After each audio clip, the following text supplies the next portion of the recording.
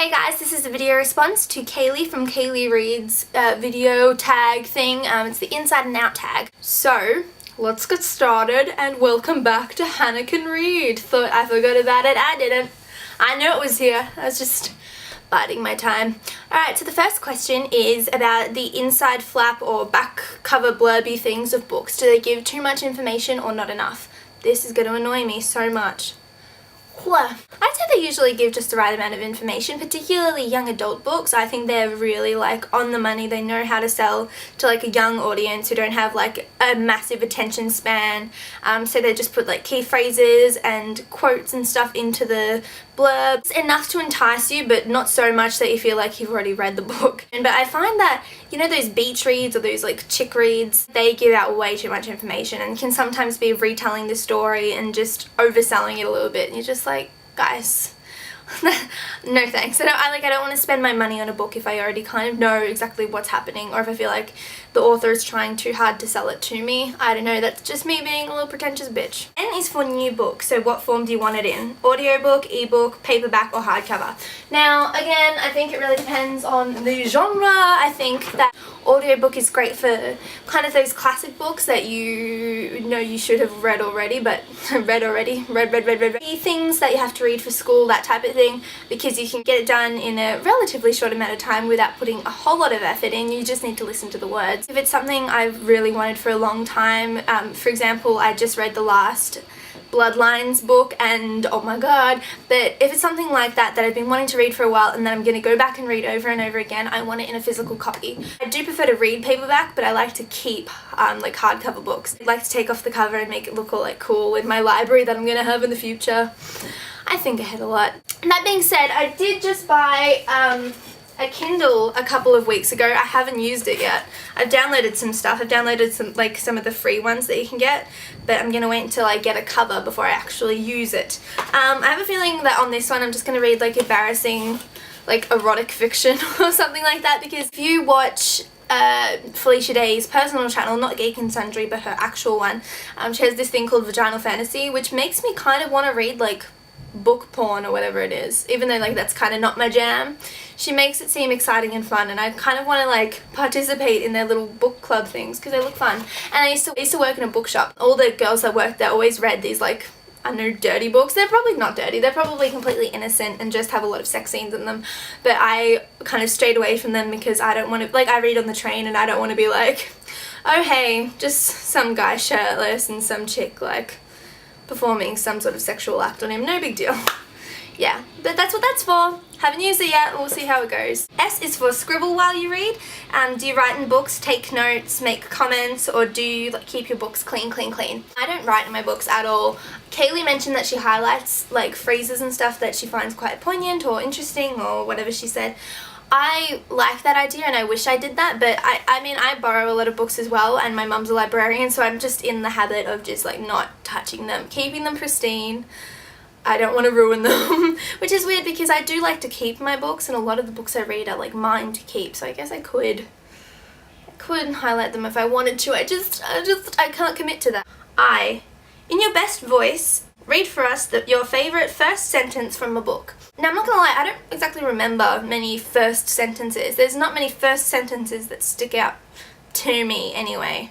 But I am packing, and so books are everywhere, so I'm just going to pick up a random book that I see. This is Will Grayson by John Green and David Levithan. Okay, this is actually a really good one. Okay, when I was little, my dad used to tell me, Will, you can pick your friends and you can pick your nose, but you can't pick your friend's nose. Okay, that's a pretty good one. I actually really like this book. Recommended. D. Does it matter to you whether the author is male or female when you're deciding on a book? What if you're unsure of the author's gender? Now, I always found it really fascinating that a lot of authors, particularly female authors, would change their initials to make their books more appealing to a certain gender or to a certain age group or whatever. I don't take it into consideration at all whether someone's male or female. As long as they write well, that's what I care about. E means ever read ahead. Now, I never, ever read ahead because I just can't. Like, I can't stand to be spoiled. I'm watching Firefly right now and I already know who dies, and it is like it is the worst punishment to know who's about to die. It is the worst punishment to know who's about to walk in the room even. So I don't like to be spoiled, and I would hate myself for spoiling myself. It's just not good. Even when I'm finishing a chapter and I know that the end of the chapter is coming up, I'll cover up the last couple lines, because you know that there's always like something in there that's really like shocking, and I want to experience it, you know, as the characters experience it. And I just, yeah, I'll like cover the line and then I'll read it and be like, that was very much the case for the last line in Bloodlines. I was like, oh no they didn't. Organised bookshelves or outrageous bookshelves.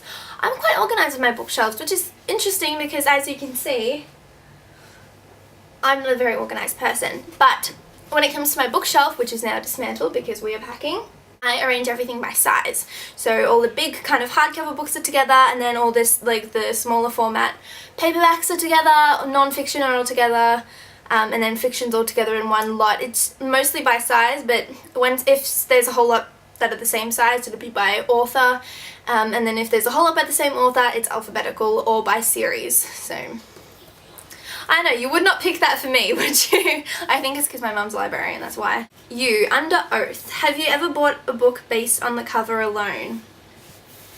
Yes, I've bought many a book based on the cover alone, and I think that the phrase don't judge a book by its cover is kind of outdated, because I do judge a book by its cover, by how the author wants it to be represented, how the publisher wants it to be represented. I think that's very important. That being said, like, some of my favourite books have really shitty covers, but I mean, I bought Lunch in Paris based on its cover. I still haven't read it, guys. Remember I did a book haul on this like a million years ago on my other channel, and I still haven't read it. I'm a bad person. I will read it eventually. It's just, there's so many other things to read, and I like kind of get more interested into like the new books that have come out. I'm just like, yes please. I want to consume it all so fast. And the final question is, take it outside to read or stay in? Most of the time that I'm reading, I don't really have a choice. I'm inside, I'm on a train, and I'm on that train for a long amount of time.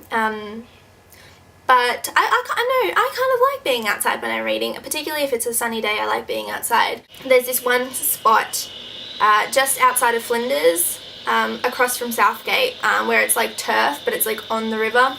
I don't know, I like reading there while I'm waiting for my train instead of waiting like 20 minutes on the platform, so that's a nice place. I also really like to read in like cafes and stuff, but that's not outside. But I don't know, I like to read out and about, and I like people to kind of see that I'm reading, so you can't talk to me. I don't like humans. Alright, so that's all the questions that I have there. If you want to do this tag, I highly recommend, endorse, encourage, that's the word. I highly encourage you to do it, and maybe leave it as a video response or link me so I can come see it, and also check out the other people who have also done this tag, see what their answers were, how they compare, how they contrast, that kind of thing. And maybe this is me dipping my toe into the kiddie pool that is this channel again. I'll see you all hopefully quite soon. Hopefully. Bye!